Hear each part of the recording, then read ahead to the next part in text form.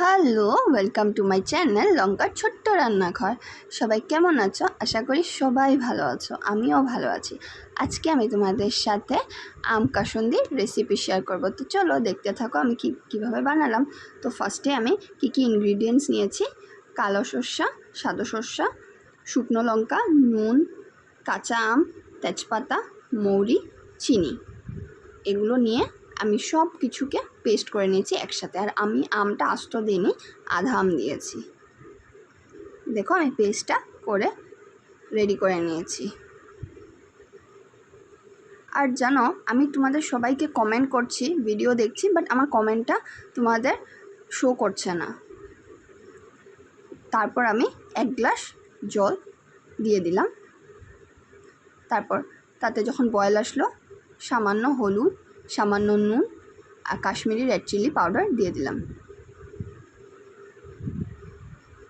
তারপর যে আমি পেস্টটা করে রেখেছিলাম সেটা দিয়ে দিলাম।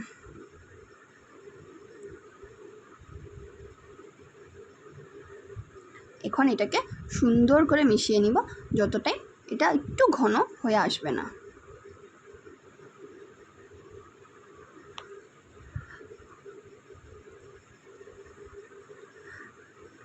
দেখো ঘন হয়ে এসে গেছে।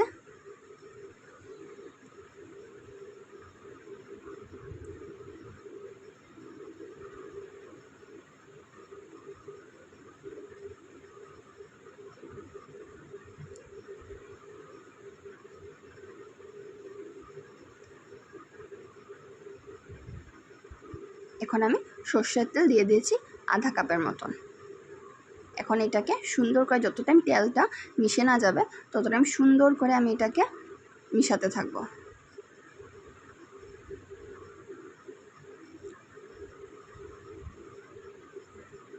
আমি আরেকটু জল দিয়ে দিয়েছিলাম, একটু ভারী হয়ে গেছিলো আমার লাগলো। সরি, জল না, ভিনেগার দিয়ে দিয়েছি। 2 কাপে মানে 2 চামচের মতন আমি ভিনেগার দিয়েছি। এটা দেখতে খুবই টেস্টি হয়েছিল, আর খেতেও খুব টেস্টি হয়েছিল, দেখতেও খুব সুন্দর হয়েছিল। আর এটাকে 2-3 মাস তো স্টোর করে খাওয়াই যাবে, আর ফ্রিজে রাখলে তো আরও অনেক দিন যাবে। এটাকে আমি এখন রোদ্রু দিয়ে এটাকে একটা জারে ভরে রাখবো।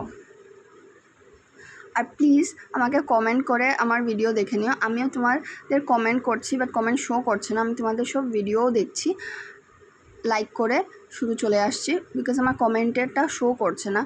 কিছু অসুবিধা হয়েছে হয়তো ইউটিউবে, তো আমি জানি না। আমি তোমাদেরকে পুরো সাপোর্ট করছি, প্লিজ আমাকে একটু সাপোর্ট করে যেও।